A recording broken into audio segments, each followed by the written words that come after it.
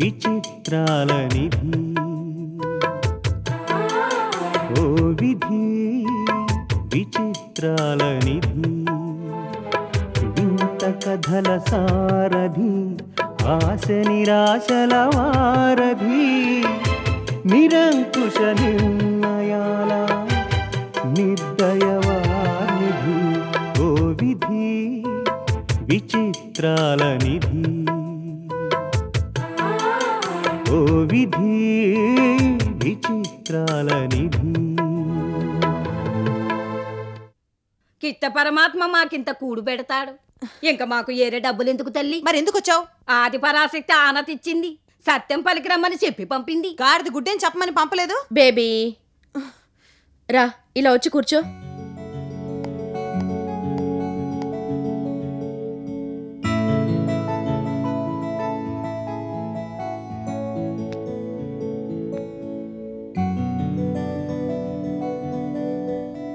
అన్ని సత్యాలే పలికితే మా అమ్మగారు కళ్ళు చెదిరిపోయిన కానుకలు ఇచ్చి చంపిస్తారు.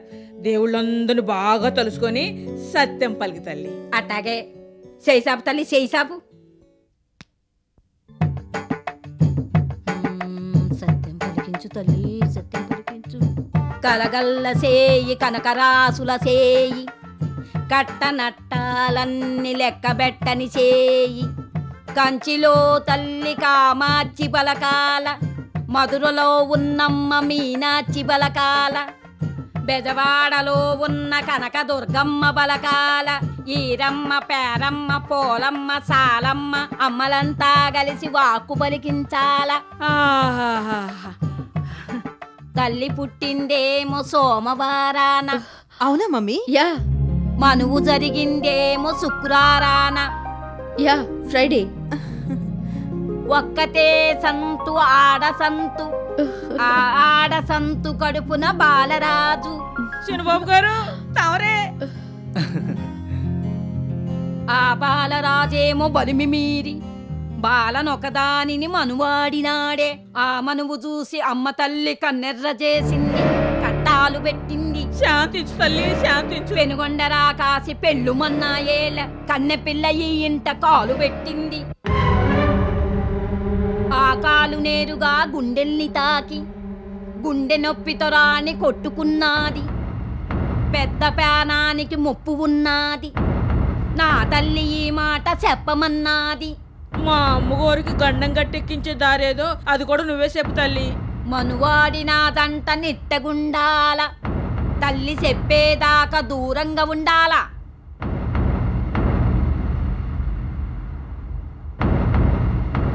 అమ్మ తల్లి వచ్చి ఆనతిచ్చేదాకా 300 దీపాలు ఈ ఇంట ఎలగాల. మా అమ్మగారు గండం గట్టెక్కలే గాని 300 దీపాలేటి, 1001 దీపాలు నా నెలిగిస్తాను.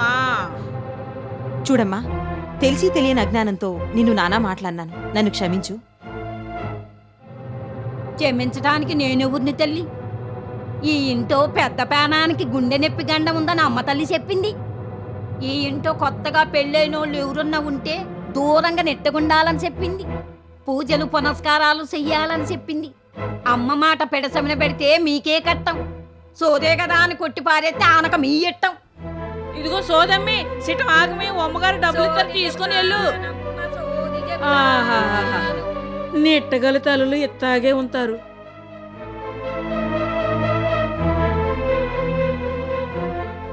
గ్రానీ, ఎంత చదువుకున్న వాళ్ళమైనా పెద్దవాళ్ళం, మా చాదస్తాలేవో మాకుంటాయి, నువ్వేం పట్టించుకోవద్దు బాబు. లేదు గ్రానీ, నీ ఆరోగ్యం కన్నా నా సుఖం ముఖ్యం కాదు. నీ కోసం నేను సంజయ్ నిష్టగా ఉంటామని నీకు ప్రామిస్ చేస్తున్నాను. బాబు వినోద్. ఎస్ గ్రానీ, నా మాట నమ్ము.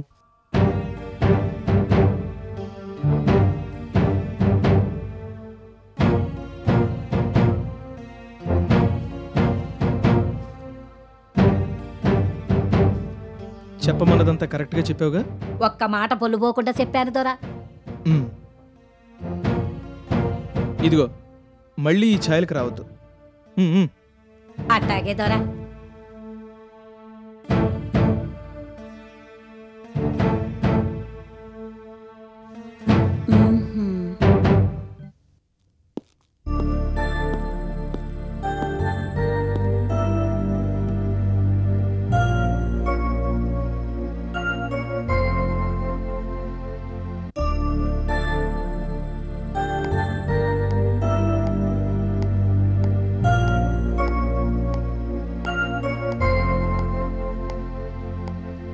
ఏమండి ఆ,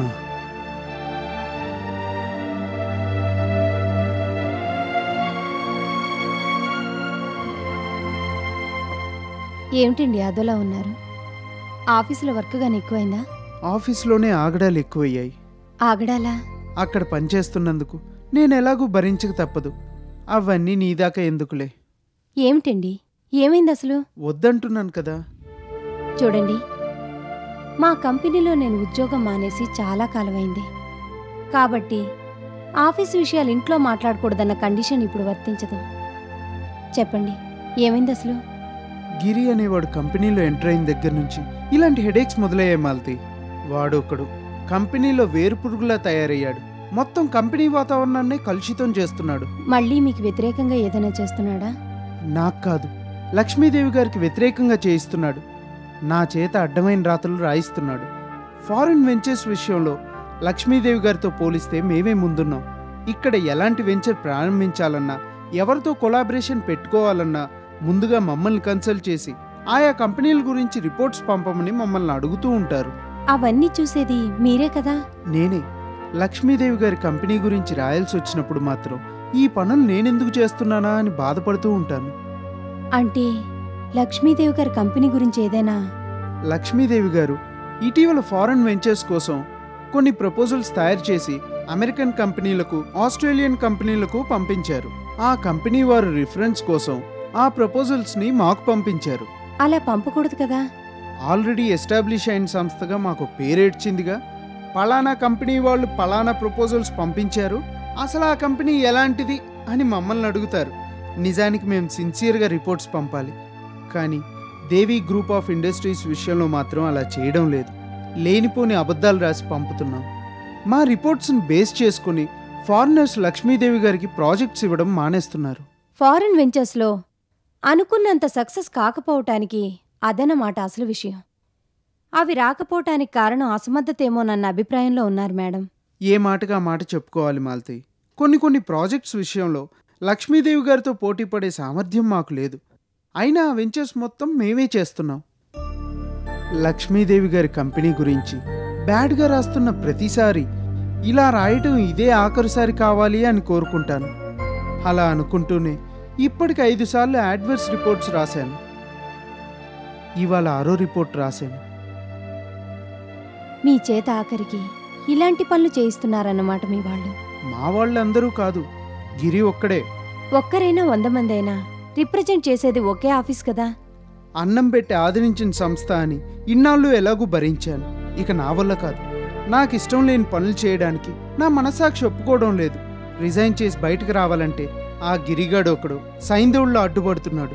ఏం చేయాలో పాలుపోవడం లేదు. అవన్నీ తీరిగ్గా ఆలోచించవచ్చు గాని ముందు లేచి స్నానం చేసి రండి, భోజనం వడ్డిస్తాను.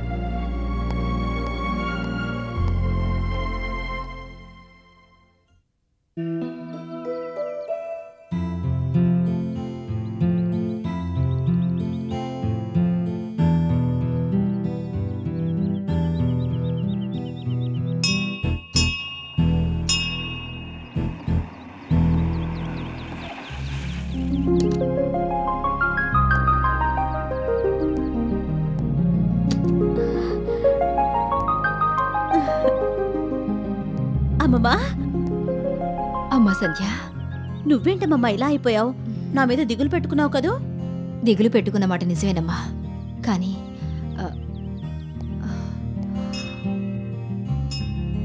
ఏమైందమ్మమ్మా? ఎవరైనా చూస్తారేమోనని.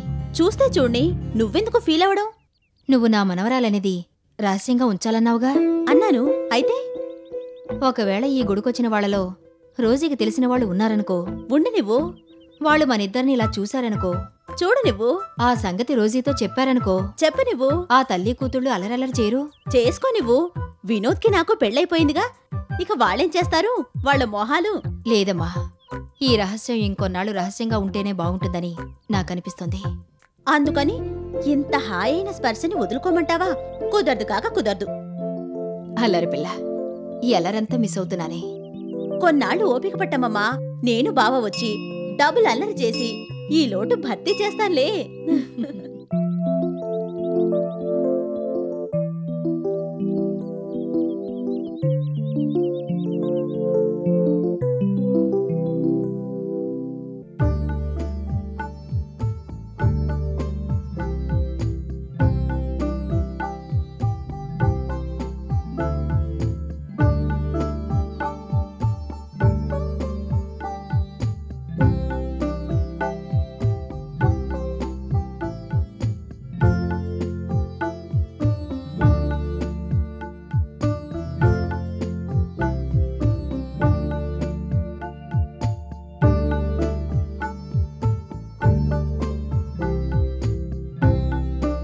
ఇప్పుడు చెప్పమ్మా, ఏమంటుంది రోజీ? బావకి నాకు శోభనం జరగకుండా ఓ మాస్టర్ ప్లాన్ వేసింది. అలాగా? ఎవరో సోది చెప్పే ఆవిడ్ని అద్దెకి తీసుకొచ్చారు. వాళ్ళ ఆఫీస్లో గిరి అని ఉంటాడే వాడు. నీకెలా తెలుసు? సోదావిడికి గిరి డబ్బులివ్వటం నేను స్వయంగా చూశానమ్మా. ఇంతకీ ఆవిడతో ఏం చెప్పించారో తెలుసా? నేను ఆ ఇంటికి దాపురించిన అరిష్టాన్నని ఇండైరెక్ట్ గా చెప్పించారు. కొత్త దంపతులు కలిస్తే ఆ ఇంట్లో ఉండే పెద్ద ప్రాణానికి ముప్పని చెప్పించారు. ఇంత నాటకం ఆడించిందా రోజీ? నాటకాలు ఆడడం ఆడించడం ఆమెకు మొదటి నుంచి అలవాటే. కానీ అంత తీరిక తనకెక్కడి నుంచి వచ్చింది అసలు? ఈ మధ్య కూతురుగారికి ఆఫీసు బాధ్యతలు అప్పగించిందిగా, అప్పటినుంచి కాస్తంత తీరిక ఎక్కువైనట్టుంది. ఎప్పుడు చూసినా ఇంట్లో కిట్టి పార్టీలే. రాను రాను ఆ ఇల్లు ఓ అమ్యూజ్మెంట్ పార్క్ లా తయారైంది. క్లబ్ మెంబర్స్తో ఎంజాయ్ చేయడం, ఖాళీ సమయంలో నన్ను మాటలతో హింసించడం, ఇవి ప్రస్తుతం ఆవిడగారి కార్యక్రమాలు. ఆ మాత్రపు లీజర్ కూడా దొరకకుండా చేశామనుకో, నీ జోలికి రాదుగా? రాదు. అంతవరకు కరెక్టే గాని తనకి లీజర్ దొరకకుండా చేయడం నా వల్లేమవుతుంది? నీ వల్ల కాకపోతే నా వల్ల అవుతుంది. నీ వల్ల? అవునమ్మా. అటు బిజినెస్లో నా జోలికి, ఇటు ఇంట్లో నీ జోలికి రానంత పగడ్బందీగా రోజీని ఇరికిస్తాను. అదెలా? చూస్తూ ఉండు.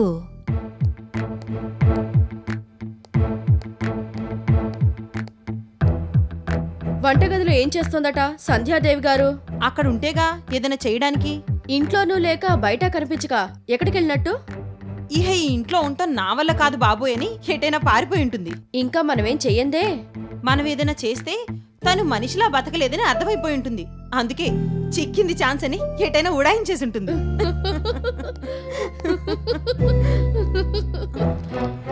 మమ్మీ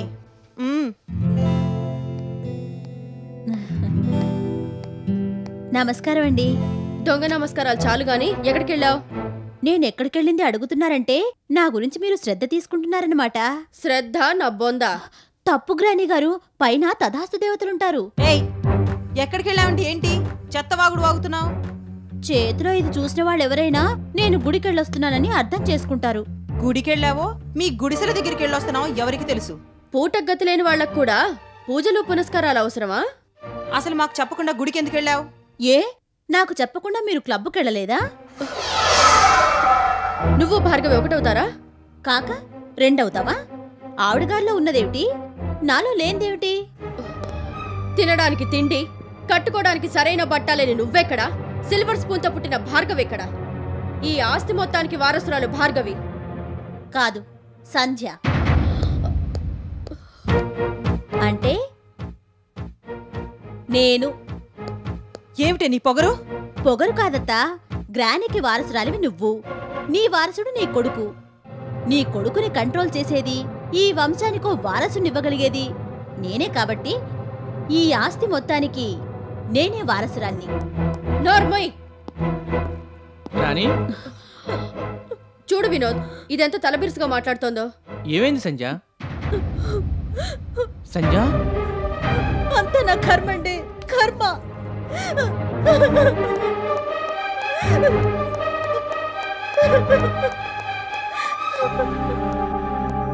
చెప్పండి, సంజనేమన్నారు? మేమేమన్నా? మరి ఎందుకు ఏడుస్తుంది? పోయి దాన్ని అడుగు. ఆమె నా భార్య. దాన్ని దీన్ని అది ఇదనే మాటలు ఆమె విషయంలో వాడకుండా ఉంటే బాగుంటుంది. అంటే పెళ్ళాన్ని రాగానే మమ్మీ గ్రాని నీకు చేదైపోయారా? మళ్ళీ వచ్చి చెప్తాను, జస్ట్ వెయిట్.